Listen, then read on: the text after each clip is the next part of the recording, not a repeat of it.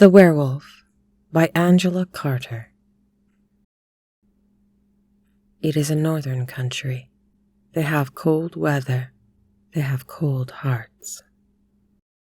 Cold, tempest, wild beasts in the forest. It is a hard life. Their houses are built of logs, dark and smoky within. There will be a crude icon of a virgin behind a guttering candle, the leg of a pig hung up to cure, a string of drying mushrooms. A bed, a stool, a table. Harsh, brief, poor lives. To these upland woodsmen, the devil is as real as you or I. More so, they have not seen us, nor even know that we exist. But the devil they glimpse often in the graveyards, those bleak and touching townships of the dead, where the graves are marked with the portraits of the deceased in the naive style, and there are no flowers to put in front of them. No flowers grow there, so they put out small votive offerings, little loaves, sometimes a cake that the bears come lumbering from the margins of the forest to snatch away. At midnight, especially on Walpurgisnacht, the devil holds picnics in the graveyards and invites the witches. Then they dig up fresh corpses and eat them. Anyone will tell you that. Wreaths of garlic on the doors to keep out vampires. A blue-eyed child born feet first on the night of St. John's Eve will have second sight.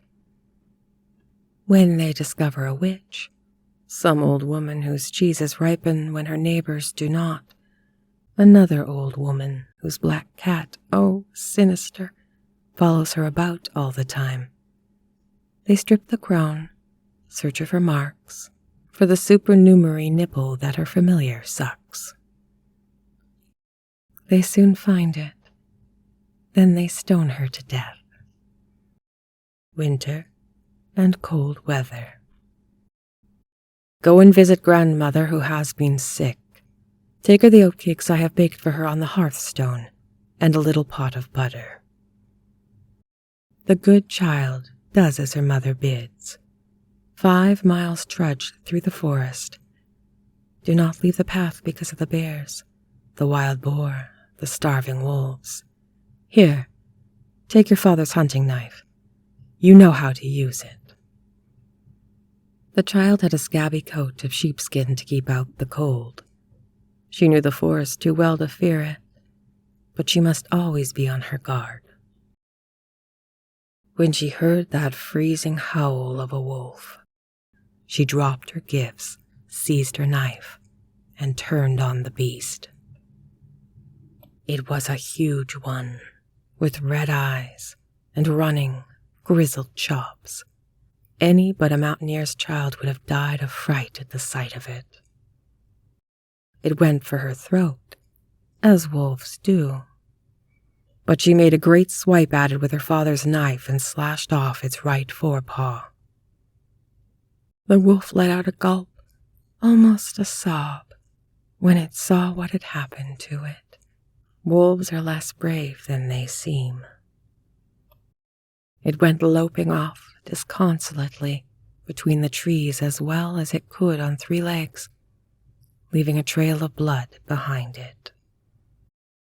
The child wiped the blade of her knife clean on her apron, wrapping up the wolf's paw in a cloth from which her mother had packed the oatcakes, and went on towards her grandmother's house. Soon it came on to snow so thickly that the path and any footsteps, track or spoor that might have been upon it were obscured. She found that her grandmother was so sick she had taken to her bed and fallen into a fretful sleep, moaning and shaking, so that the child guessed she had a fever. She felt the forehead. It burned. She shook out the cloth from her basket to use to make the old woman a cold compress and the wolf's paw fell to the floor. But it was no longer a wolf's paw.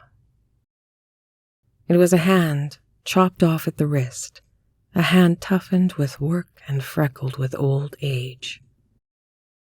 There was a wedding ring on the third finger and a wart in the index finger. By the wart, she knew it for her grandmother's hand. She pulled back the sheet, but the old woman woke up at that and began to struggle, squawking and shrieking like a thing possessed. But the child was strong, and armed with her father's hunting knife, she managed to hold down her grandmother long enough to see the cause of her fever. There was a bloody stump where her right hand should have been, festering already. The child crossed herself and cried out so loud the neighbors heard her and come rushing in. They know the wart on the hand at once for a witch's nipple. They drove the old woman, in her shift as she was, out into the snow with sticks, beating her old carcass as far as the edge of the forest, pelting her with stones until she fell dead. Now the child lived in her grandmother's house. She prospered. The end.